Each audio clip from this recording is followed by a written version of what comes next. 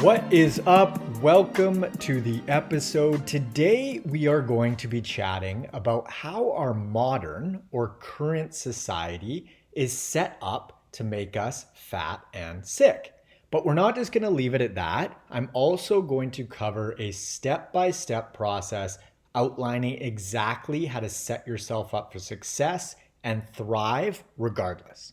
The number one priority of humans is to turn calories into babies, in that order, being that without calories, we cannot produce babies because insufficient energy means we're dead. So, on the most basic level, our internal drive says get food, have sex. And as an interesting aside, it's funny how those are a couple of the most enjoyable things in life, right? Design mistake? Probably not.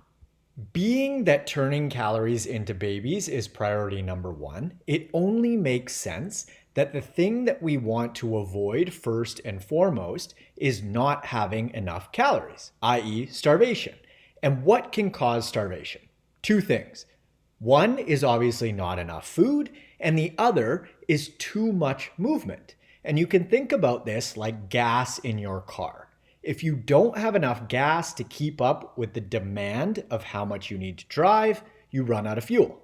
So we're actually wired as humans to move less and eat more. More specifically, move as much as we need to in order to yield sufficient calories, i.e., hunting and foraging, but not so much to where the calories that we acquire via hunting and foraging fall short of the caloric burn in order to get them. For example, I don't want to walk 10 miles to get 100 calories because I'm going to burn far more than 100 calories walking 10 miles. That equation doesn't make sense from an evolutionary standpoint. And this equation actually has a name. It's called optimal foraging strategy. And all animals abide by this formula, not just us. So our ancestors had this issue of food availability. So they asked themselves, how can we improve the formula? i.e., get more calories and burn fewer calories. Enter technology. Grow more food and get things to move us versus us move ourselves, like horses, carriages, cars, escalators, elevators, segways, planes, etc. As our technology has developed, we now have access to more than enough food, and we literally don't even have to get up off the couch in order to get it, i.e. Uber Eats, skip the dishes, direct restaurant delivery. We've got tons of options. Now the kicker is, we still have the same genetic makeup or built-in formula. Get calories and make babies via optimal foraging strategy. So move less and eat more. And that was a great fit given the food environment that our ancestors evolved in. However, that human programming became a massive issue given our current technological advances. This is called an evolutionary mismatch. Simply put, technology has outpaced our genes because technology has changed so much. However, our genes take far longer to adapt to the environment.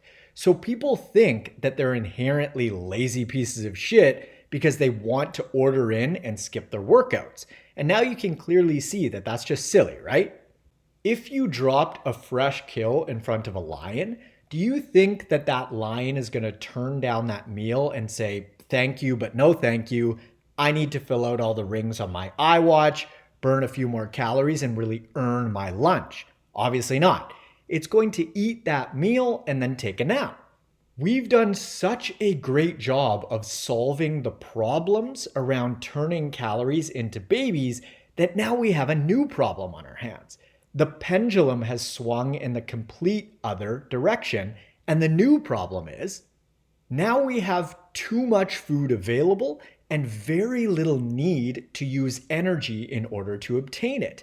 And therefore, the new problem is, how do we eat less and move more, given that we're wired to eat more and move less? This issue is why my job exists. It's why you're listening to this podcast. It's a new and novel problem because food abundance is a new and novel thing. It's a matter of diminishing returns. For example, growing more food and creating tech to make accessing that food easier is great until it isn't.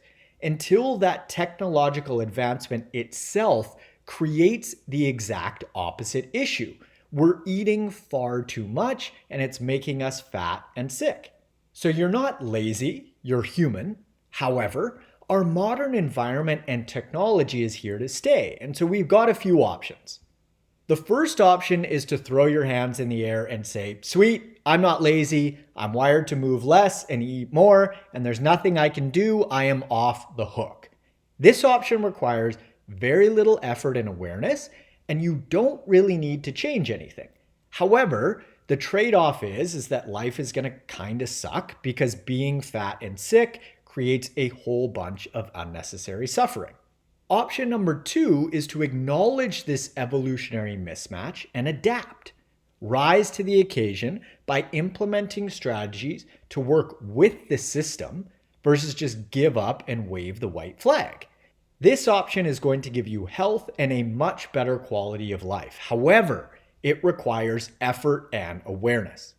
Now you're clearly interested in option number 2. And so now I'm going to go through the step-by-step process in order to thrive despite our current evolutionary tendencies as humans and essentially the fat-promoting environment that we now find ourselves living in.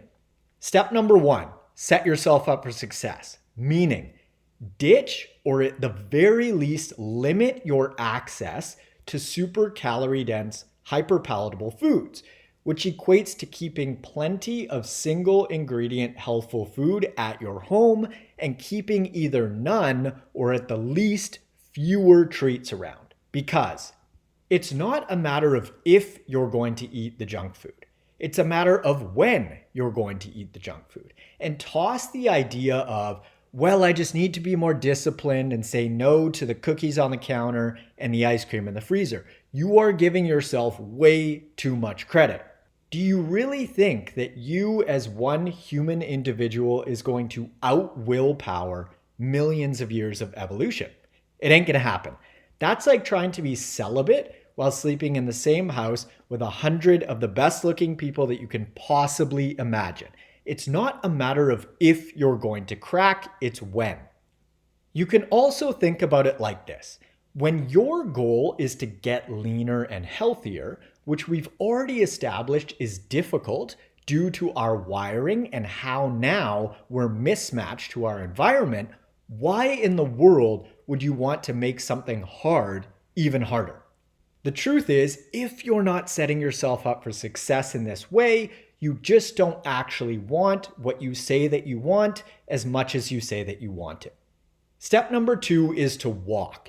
Getting in the habit of walking will change your life. I see it over and over in my clients, and it's so not sexy, but it is magic in terms of yielding results because it will not only help you burn fat, but it'll also help you reduce stress levels, increase your sense of well-being, have you make better food decisions due to its appetite regulating effects, and the list goes on. Walking is so underrated. I have all my clients aim to get either 10,000 steps per day or to tally up a total of 70,000 steps for the week as a whole. Either or works. Step number 3 is to sleep for 7 to 9 hours per night and ideally wake up without an alarm in the morning, because when you wake up without an alarm, you allow yourself to go through and complete all of the appropriate sleep cycles. Whereas if you use an alarm to wake up, you are interrupting your natural sleep cycle. This is also an awesome solution to morning grogginess because when you wake up naturally, as you finish your last sleep cycle, you'll feel more alert because that's when your body was actually ready to wake up versus to the buzzing of your alarm. And you might be thinking, well, Marcus, how do I wake up without an alarm? I'll sleep until 10 a.m. The answer is simple. If you'd sleep until 10 a.m., you're not going to bed early enough. Now, it's worth mentioning that if you're dealing with some sleep debt, you are going to need to give yourself additional sleep up front in order to pay off that debt, or essentially catch up on missed sleep. But once you do, you're good to go, and you should settle in that 7 to 9 hour range and wake up feeling rested and alert all day long. The one caveat here is new parents. That's just tough. It is what it is. Do the best that you can.